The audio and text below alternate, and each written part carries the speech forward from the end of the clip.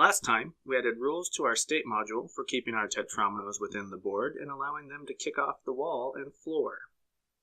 In this video, we will continue by talking about random number generation in Elm. Let's start by opening up the tetromino module. Then let's go ahead and import the random module, exposing the type generator. A generator can be thought of as a tool that creates new instances of some type. For example, the random module has a function called float, which takes in a lower bound and upper bound and produces a generator which will be able to create floats within that range.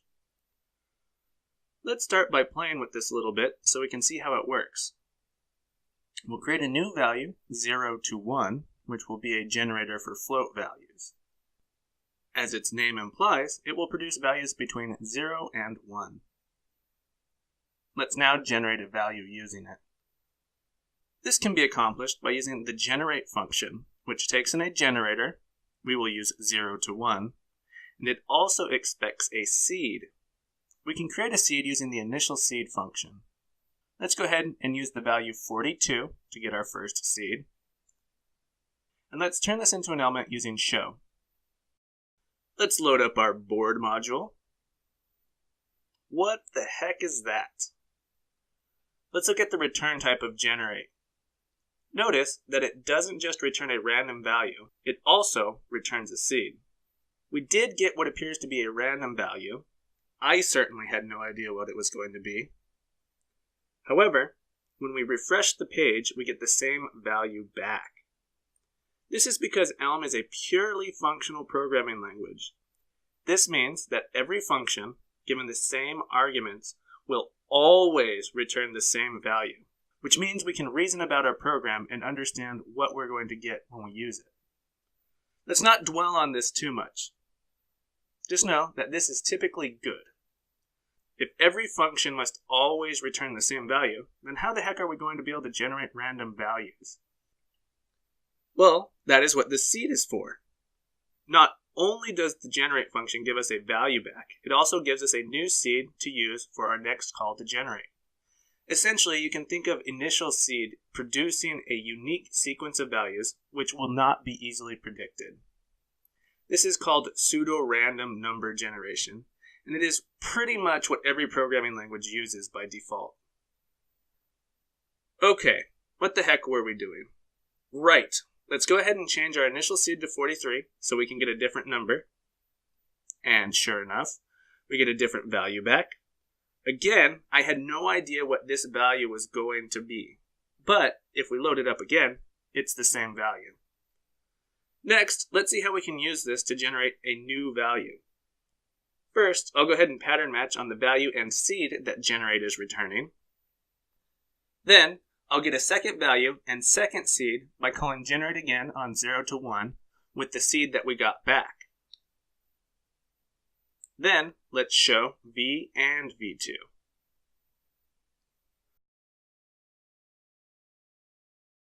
Our first value is the same since it was using the same seed, but our second value is now something we most likely could not have predicted. Let's do it one more time.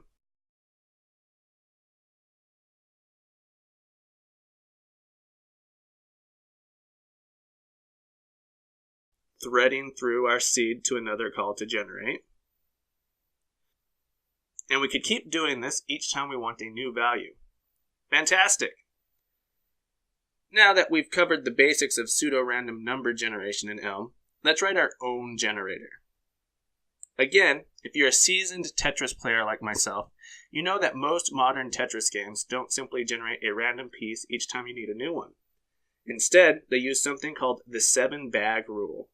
You generate a bag containing one of each of the 7 tetrominoes and randomly pull them out. When the bag is empty, you generate a new 7 bag. Let's start by writing a function called shuffleBag.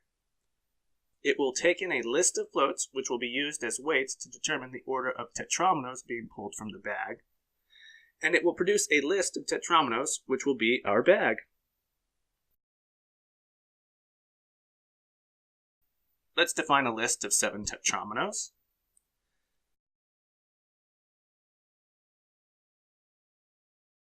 Then Let's create weighted pairs by using map2 and the pair constructor.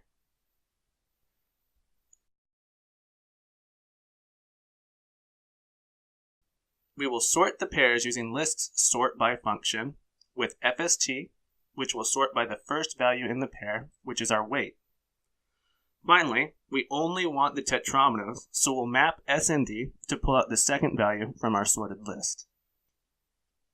Now, let's create a generator called bag, which will produce a list of tetrominoes.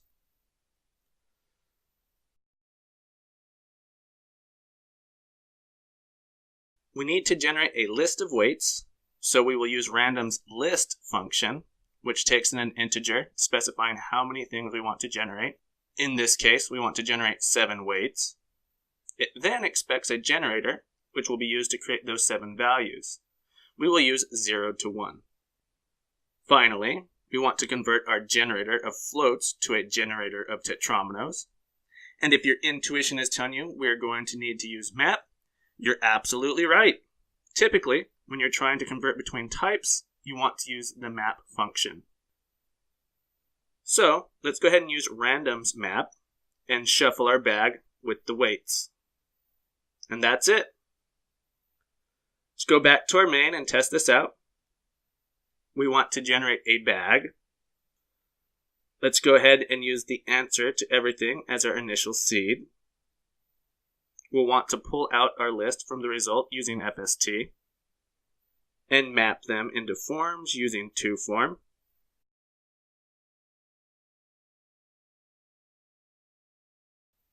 And we'll convert each of these forms into its own collage that's size 80 by 80. And then let's have them flow to the right. Let's load this up. Awesome. For fun, let's change out our seed.